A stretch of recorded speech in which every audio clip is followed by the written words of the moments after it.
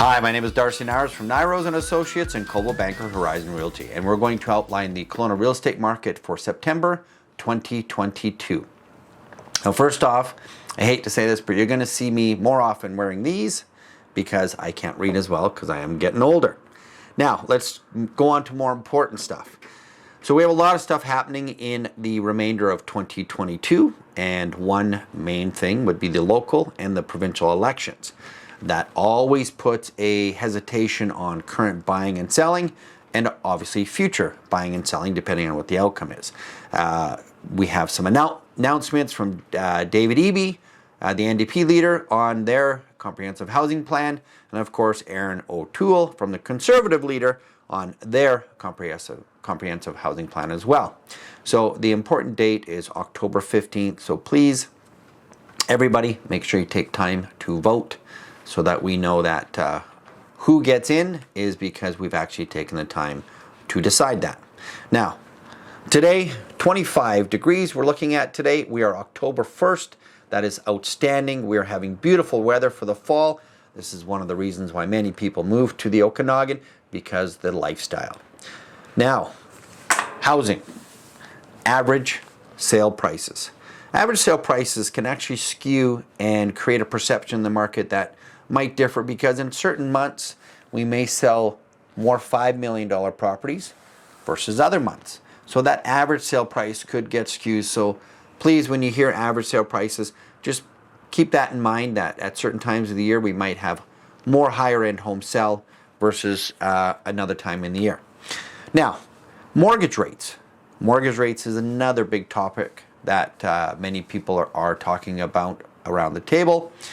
If you have a mortgage and you have a 5-year fixed, if it's not coming up for 3 or 4 years, you're probably in good shape. However, if you're looking to renew your mortgage, you'll see that your current mortgage rate versus the ones that are offered now are going to be slightly different. And that could make a difference on your monthly payments. Or if you're looking to buy right now, if you got a rate hold, you now have a timeline to get into the market before that rate changes. Either way, all I do is I caution you to make sure that you buy something that you can afford to live in for many years, not to afford to flip and try to make money. Whenever somebody tries to hedge the market, just like in the stock market, you might win once, you might win twice, but if we all could do it, that'd be a different story. So just be safe. Make sure that you are looking at what your monthly payments that you're comfortable with, back it out from there, and then let Nyrose and Associates help you to make sure you find the right home that works in your budget. Now, let's talk about September numbers. The best saying I heard is that real estate is the only investment that you can actually live in. Sounds real.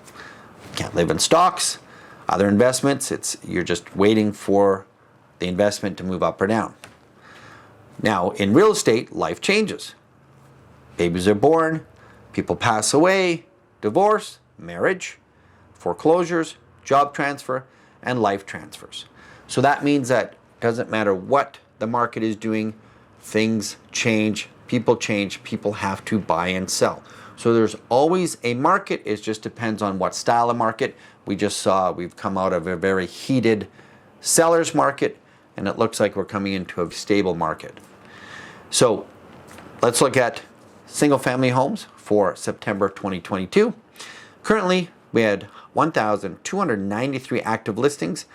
That is up 81% from September last year. And again, last year, we just couldn't get any listings out because people were scared of selling and not having anywhere to go. It's not so much the case now. We're seeing a lot more subject to sales, which is okay because people are being a little bit more cautious, and I'm okay with that. But we're down 5% from August. Sales volume, we did 169 single-family homes in September. That is down from last September, about 40%, and it's down about 9% from August. We're sitting at about 7.5 months of inventory for single-family homes, which isn't bad. It's an actual real market. Now, average sale price, we're actually at 1.3 million. Now, I did say average, so it's 1.3 million. That is up 22% from last year.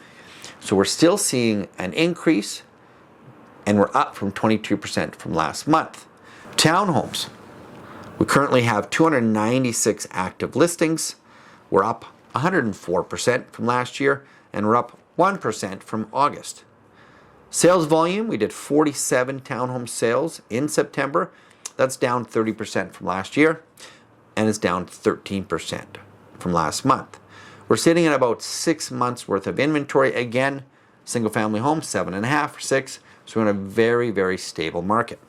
Average sale price, we're sitting at $778,794. That's up 15% from last year and up 4% from last August.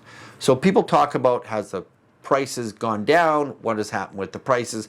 And I'm going to talk about this year versus last year in a little bit more detail in a second, but we're just going to end off with condos here. We currently have 498 active listings. That is 100% over this time last year, and it's pretty much flat from August. Now, the reason why I think we're seeing this increase in condos is because of the pre-sale market that we had over the last couple of years. What happens is when you buy a pre-sale, you don't see the actual outcome until the building's finished. And in townhomes or houses, it's you buy one, you build one, or you build four kind of thing, and they close. In a high-rise, you sell them all, you build a high-rise of 200, 250 homes, and then they all close within a month or 6 weeks. And of course, people that are looking to flip or sell, they all go on relatively all at the same time. So that's why we tend to see an increase in condos, because a high-rise, when it does complete, you're going to see more of them come on all at once. Now, sales volumes for condos, we saw 102 sell in September, and we're sitting at about 4, just shy of 5 months of inventory. Again, across all product categories, we're sitting in a very stable market as of right now. Average sale price, $585,664, up 23% from last September and down 14% from August. So if we look at that and we look at it, let's talk about single family home. This year versus last year, we're up 3%. People are saying we're back to last year's prices. Well, we're a little bit higher than last year's prices, but yes, we are trending towards what we saw last year at this time. So we're up 3% for single family home. Now for the townhomes, we're actually up 11%. And townhomes are a little bit of a sweet spot, and I'll go into that in a little bit. But we're up 11% from this time last year, which is still great. That means we're still seeing a good market. And of course, the condos, we're still up 5% over this time last year. Not a big difference, but we're seeing that the numbers are going back to more reality, which is, they call it September of last year, before we saw that last spike in the market, before we saw a little bit of a cool down in March and April. So let's talk about the remainder of 2022. Obviously, the Bank of Canada has an announcement, October 26th. We'll see what happens there. We're hearing that they're going to increase rates at some level. We don't know how much, but we'll wait and see on that. So again, if you're looking to buy, get yourself in a rate hold, so at least you're at today's rate and not anything higher for about 90 to 120 days. But that means not only just buying it, but actually moving into the home. So just remember, you have 90 to 120 days from when your bank gives you a rate hold and a pre-approval. So the outlook for the remainder of 2022 and into 2023, well, single family homes, I think we're going to see it stay relatively stable, with a caveat. Because the market has been doing so well, we see a lot more builders purchase lots and do spec homes. So I think we're going to see, for the first 6 months of 2023, we're going to see a little bit of a flush out of spec homes coming to market, and that's because many of these builders have picked up maybe more than they can handle, so they have all these spec homes coming. Not a bad thing, because spec homes are still very well built, but it's going to allow you to buy a new home with what we call a completion mortgage, so you'll be able to buy it, move in, have your mortgage start right away. So again, those are a great opportunity for anyone looking for a single family home. But then I think we're going to see a little bit of a tightening again, because the city is trying to put a damper or a tightening on new single family home developments. They're trying to create a more of a urban sprawl, or a increase in homes. So you're going to see downtown being pushed. not as much outside, so we're going to see a lot less single-family communities come to market. Townhomes, again, we talked about, they're a sweet spot because they're a move-up and a move-down buyer or a first-time buyer. So what we need to see is we need to see what's being built versus what the market needs. The reason why I say that is we're seeing a lot more higher-end townhomes flood the market, such as Shelter Bay, Westridge Bay, and Crystal. Those are beautiful communities, but their price point is staggering for most of us looking for a townhome to either move up or just get into the market. Now, what we're going to see is a lot of these pre-sales that are happening right now, which is the ones I just spoke about. It'll be interesting to see what happens when we start to get into 2023. Once they start construction, some of them are in construction now, but they are pre-selling. That's going to chew up the depth of the current market that's looking for this high-end townhome. Then we're going to see kind of how that levels out because it's geared to the, let's call it the higher end market.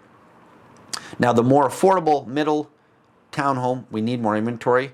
However, we have some inventory out there. Unfortunately, some have put a delay on them. So we have Edgeview, which is in Taos Ridge, great affordable, and that's for families and for empty nesters. The Peaks in Glenmore location, great for families. And Quail Landing, which is an affordable golf course community for families, empty nesters, great affordability in pre-sale, looking to complete early to end of next year. Unfortunately, Glen Park Row 2 is just going to delay till next year, but that's a great community for families.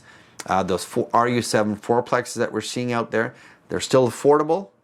And Academy Ridge, which is great for kids going to school and parents that are from out of town, that's a great affordability. And then Lakeside Estates and Lake Country. So there are communities out there that are affordable, but some of them are being delayed, and that can be from trades consultants, it could be the city, or it could just be someone being cautious. But if you're looking for a well-priced home for your primary residence, you can't go wrong with buying one of the pre-sale communities out there now. Now, the condo market, interesting enough, there was a lot of pre-sales in, let's call it the 2021, early 2022 market.